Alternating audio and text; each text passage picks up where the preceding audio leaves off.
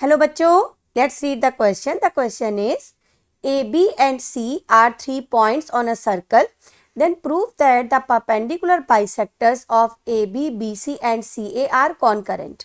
Means AB, BC और CA के जो perpendicular bisectors हैं वो एक ही पॉइंट से पास होते हैं, ये हमें प्रूव करना होगा। तो सबसे पहले हम देखते हैं कि की कॉन्सेप्ट हम यहाँ पर क्या यूज़ करेंगे।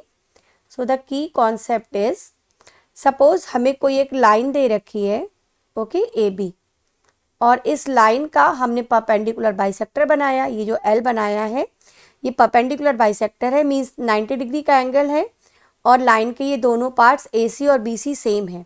तो परपेंडिकुलर बाइसेक्टर्स पर जितने भी पॉइंट्स होंगे वो सारे के सारे ए और बी से इक्वल डिस्टेंस पर होंगे। Means all the points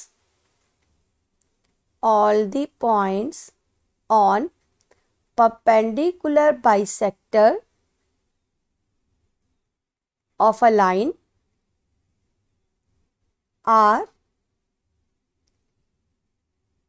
line कहें या लाइन सेगमेंट कह लें, लाइन सेगमेंट ज़्यादा बेटर होगा, of a line segment are at equal distance from it's and points. इसके जो एंड पॉइंट्स हैं, इसकी जो एक्सट्रीमिटीज़ हैं, उससे इक्वल डिस्टेंस पर होते हैं सारे पॉइंट्स। तो अब आ जाते हैं अपने क्वेश्चन पर। हमें क्या बनाना है, एक सर्कल बनाना है।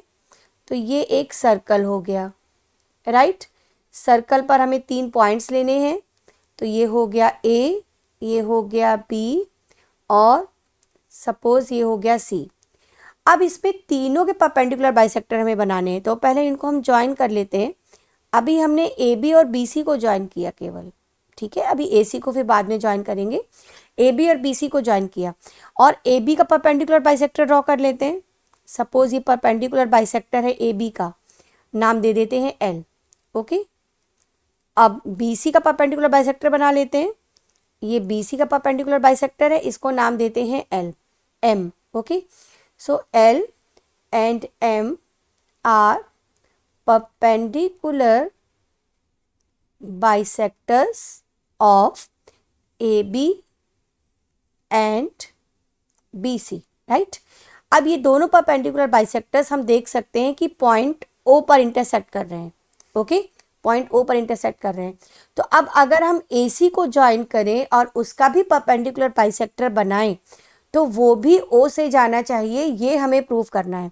तो पहले तो हम AC को ज्वाइन कर लेते हैं।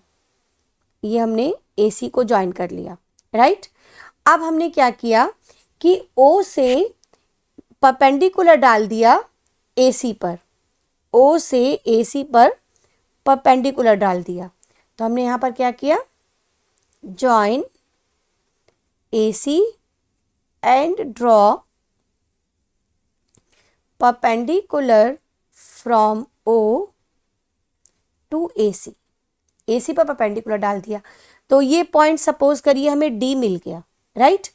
अब अगर हम ये प्रूफ कर दें कि ये जो OD है ये परपेंडिकुलर तो ऑलरेडी है, अगर इसको हम बाइसेक्टर भी प्रूफ कर दें, मीन्स AD और DC को इक्वल प्रूफ कर दें, तो ये यहाँ पर ये प्रूफ हो जाएगा कि तीनों के तीनों परपेंडिकुलर बाइसेक्टर एक ही पॉइंट O से जा रहे हैं।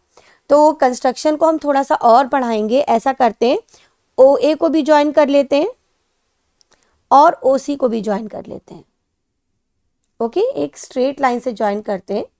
Let's do it again.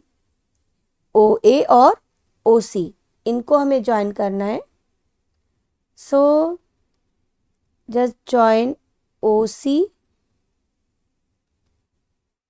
And OA, okay. तो ये OA और OC हमारे बन गए। अब हम क्या करेंगे, अब सबसे पहली बात तो ये जो हमारे पॉइंट्स हैं ये हमने L और M दोनों परपेंडिकुलर बाइसेक्टर बनाए थे, है ना।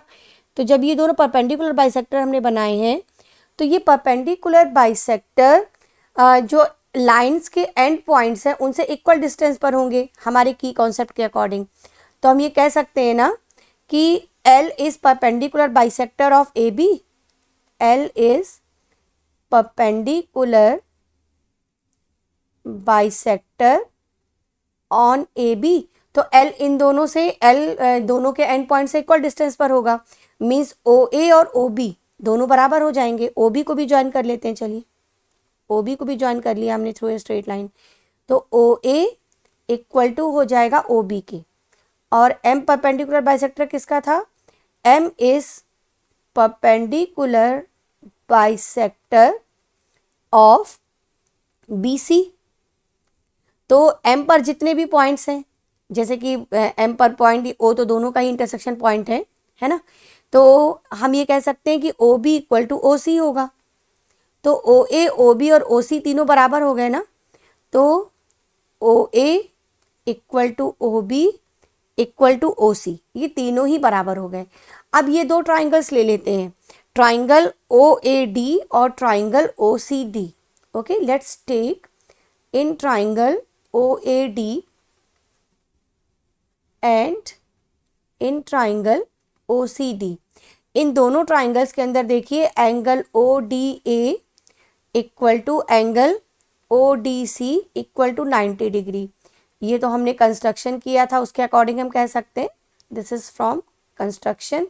ओके, और OA इक्वल टू OC हम ऑलरेडी एक्सप्लेन कर चुके हैं, और OD दोनों की कॉमन साइड हम देख सकते हैं डायग्राम में। तो यहाँ पर अप्लाई होगी बच्चों RHS congruence. RHS congruence means right angle, hypotenuse और साइड। तो ये दो हमको जो राइट ट्राइंगल बने हैं, ये दोनों कैसे हो जाएंगे? सो बाय RHS हम ये कह सकते हैं कि triangle OAD is congruent to triangle OCD। अब जबकि ये दोनों ट्राइंगल्स कॉन्ग्रुएंट हो गए, तो कॉन्ग्रुएंट होने का मतलब है इनके अदर करस्पॉन्डिंग पार्ट्स अपने आप बराबर हो जाएंगे। ठीक है, तो OA और OC sorry other corresponding parts में हम AD और DC ले लेते हैं, क्योंकि AD और DC तो हमें इक्वल लाना था। तो AD और DC क्या हो जाएगा? बराबर। अब AD बराबर DC हो गया, तो इसका मतलब यहाँ पर ये प्रूफ हो गया कि OD is perpendicular bisector, OD is perpendicular bisector of AC। तो OD परपेंडिकुलर बाइसेक्टर हो गया AC का। ओके, और ऑलरेडी हमारे पास दो परपेंडिकुलर बाइसेक्टर हमने L और M बनाए थे, वो दोनों भी कहाँ से जा रहे थे? O से जा रहे थे। मीन्स तीनों के तीनों परपेंडिकुलर बाइसेक्टर्स एक पर्टिकुलर पॉइंट O से पास हो रहे हैं। This means perpendicular bisectors of AB, BC and CA passes through point O। ठीक है, एक पर्टिकुलर पॉइंट से पास हो रहे हैं, तो ये क्या हो जाएंगे? कॉनकरेंट हो जाएंगे। So perpendicular bisectors are concurrent, एक ही पॉइंट से पास होने वाले। Okay, so this is proof. Hope you understood it well. Best of luck. Thank you.